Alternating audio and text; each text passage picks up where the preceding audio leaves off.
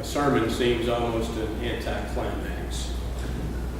But hear what the Spirit is saying to us from the book of Exodus, the 17th chapter, beginning with the first verse. All the congregation of the people of Israel moved on from the wilderness of sin by stages, according to the commandment of the Lord, and camped at Rehoboam, but there was no water there for the people to drink. Therefore the people found fault with Moses and said, "Give us water to drink." And Moses said to them, "Why do you find fault with me? Why do you put the Lord to the proof?" But the people thirsted there for water, and the people murmured against Moses and said, "Why did you bring us up out of Egypt to kill us and our children and our cattle with thirst?" So Moses cried to the Lord, "What shall I do with this people? They're almost ready to stone me." The Lord said to Moses, "Pass on before the people, taking with you some of the elders of Israel, and take in your hand the rod which you struck the Nile, and go. Behold, I will stand before you on the rock at Horeb, and you shall strike the rock, and water shall come out of it, that the people may drink." And Moses did so in the sight of the elders of Israel. And he called the name of that place Massah and Meribah, because of the fault finding of the children of Israel, and because they put the Lord to the proof by saying, "Is the Lord among us or not?" The word of the Lord. Does anybody in your family have stories they like to tell and retell? Generally, these stories illustrate something nice about one's family. Not always, but generally. They at least provide some insight into how that family functions. And if you do have someone like that, then I think maybe you'll have a greater appreciation for the passage I just read. I have a couple of those kind of stories I'd like to share with you. And since you're probably too polite to get up and leave, you have to listen to them. My dad and mom liked to play poker. When I was a small kid, they played at least once a week with other couples. And during the weekdays, my mother played with friends of hers, lady friends. And my father also had some gentleman friends that he liked to play with, some of whom we were related to and some of whom were just friends. This was well before we had a TV, and so it was just entertainment. There's just so much Monopoly you can play. The stakes were always low. It was truly penny ante poker. They told me that during the Great Depression, that when they played with their friends, they played something called poverty poker. And the way it worked is everybody put up $1 in pennies, and you played, and if you lost your dollar, instead of being finished for the night or having to put up more money, you just kept playing, and if you had the best hand, you won the pot, and you're back in the game again. Nobody could win much, and nobody could lose much, but everybody had a great time. Before I started to school, my mother used to take me with her when she would go play poker with her friends. Other moms did too, and the kids would all play together. There's a story that I remember well about how when we would be outside when the weather was nice playing, we would come upon these spider webs that had what looked like writing to us, and we call them writing spiders. Have you ever heard of those? And the myth was that if the writing spiders saw your teeth, they would write your name in their web and you would die before the day was finished. So of course we spent a lot of time talking like this because we were too young to die. Sometimes when the weather was not nice and we couldn't play outside, and when I was even smaller, before I'd even done much more than learn my alphabet, my mother would let me sit in her lap. And there's one occasion, the story goes, where she's gotten her cards and opened them up, and I point to them and say, "Oh, look, you have 3 J's." It's not good to let your opponents know what your hand is. My dad began to let me sit in on games with his friends as I got older. And the funny thing about it is whenever he happened to win when he dealt, he would always say, "Well, you know, if you can't win when you deal, you shouldn't be playing poker." These are stories I've told my kids. I've taught my kids how to play poker, and when we play poker with other people, and when I play poker with other people, if I happen to win when I deal, or they happen to win when they deal, we always say the same thing. I say, "Well, you know what my dad used to say," or they say, "Well, you know what my grandfather used to say," a man they never knew because he died before they were born. But he lives in their hearts because of these kinds of stories. These stories aren't about poker. They sound like it, but they're not. They're about special times with my parents. Not necessarily my parents as a couple, but with my mom and my dad individually. Each one reminds me of an experience that for a moment brings me back to them, for a moment connects me with them again, warms my heart. So the stories aren't about poker. The story I read to you this morning isn't about water either. Sounds like it, but it's not, believe me when I tell you that. It's a story that clearly has a lot of significance for the people of Israel because this is not the only time it's recorded. There's actually a time 2 chapters earlier where a similar experience takes place. The people attack Moses and he's able this time to turn a bitter lake into sweet water. And then after this chapter, the story occurs again.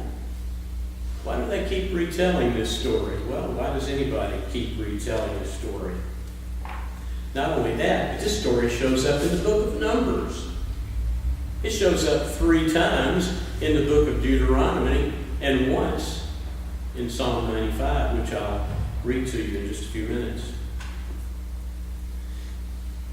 These aren't stories about water. Neither are they stories about God's mercy, though clearly God's mercy is at play here. In each case, these stories begin with the people finding fault with Moses, and in effect, they're saying, "What kind of leader are you that you would bring us out here to die of thirst?" What's not so obvious to us is the manner in which they did this, because if you could read Hebrew, you would know that the manner is the manner of a lawsuit. This is not just a conversation they're having. They're not just having a spat with Moses. In Hebrew, it means they went about it as if they were suing him. It's not about having a dialogue that ends in a resolution. It's contentious. It's angry. It's accusing. There's going to be a winner and there's going to be a loser. And because Moses is supposedly God's choice for this little adventure, they're not just impatient with him, they're mad at God too. They're accusing God of what in modern parlance might be called criminally negligent behavior. It's a serious allegation. They say, "So is the Lord among us?" In effect saying he's not. He's left us here to die. In each of these cases, Moses becomes really alarmed because he thinks the people are ready to stone him to death, and they probably are, because it wouldn't be uncommon for contentious arguments to have ended that way. His life's being threatened. And he asks them, "Why do you find fault with me, and why do you test the Lord?" Now the phrase "test the Lord," which occurs in some form in all 3 stories, means, why do you doubt the Lord? Why do you require proof of his love for you? This experience was so troubling that Moses thought this episode in their history had to be remembered. So he named the spot where it took place Massah and Meribah. These Hebrew words mean testing and contention.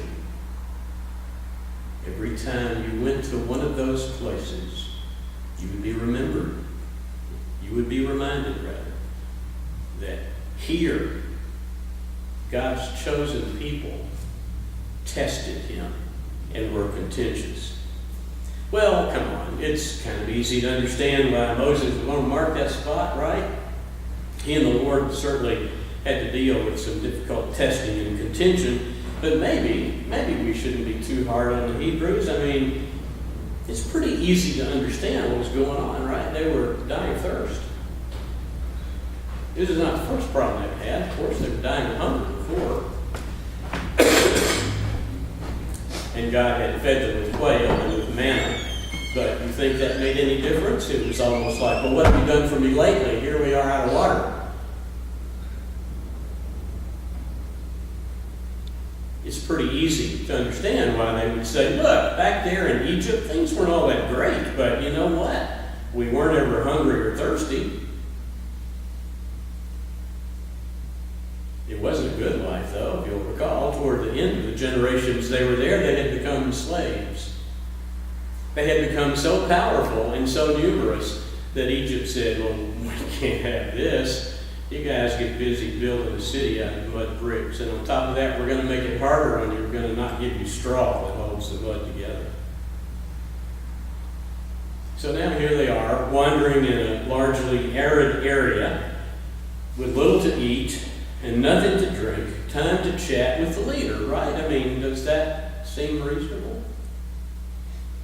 It's almost like when my wife says, well, have you looked at the map lately? Of course, with GPS, I can always say, well, the GPS didn't tell me to turn, that's why I didn't turn. But it all comes down to somebody saying, do you know what you're doing? And too often the answer is not the one they're looking for. Like so many people, when life delivers less than they expect or what they want, they don't chat, they attack.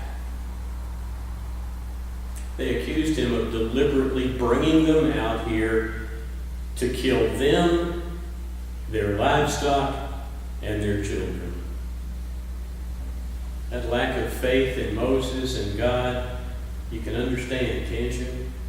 They're desperate when you're saying things desperate people say. But you can understand it, right? But before we answer that question, let me share a little bit of insight.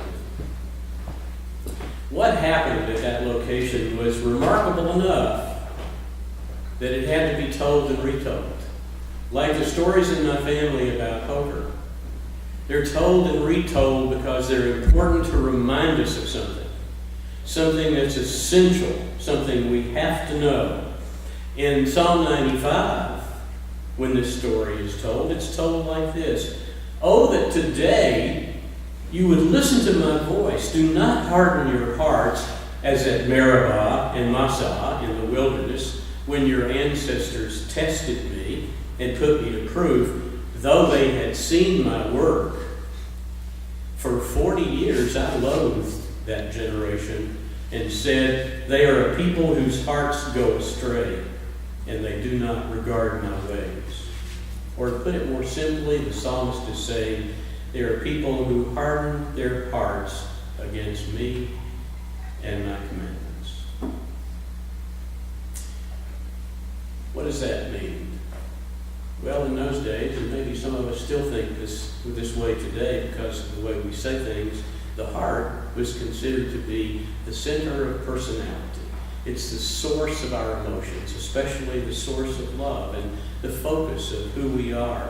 So to be hard-hearted is to be someone who's incapable of love, who's incapable of tenderness, who's callous, who's removed. The crime in the wilderness wasn't losing faith in Moses. Their crime was they were prepared to cut themselves off from their relationship with God. That's what makes the story so important. They just ignored all that he had done for them because they were unhappy with what he was doing now. And the psalmist says to those of us who will listen, oh, that today you would listen to my voice. Do not harden your hearts as they did on that day at Meribah,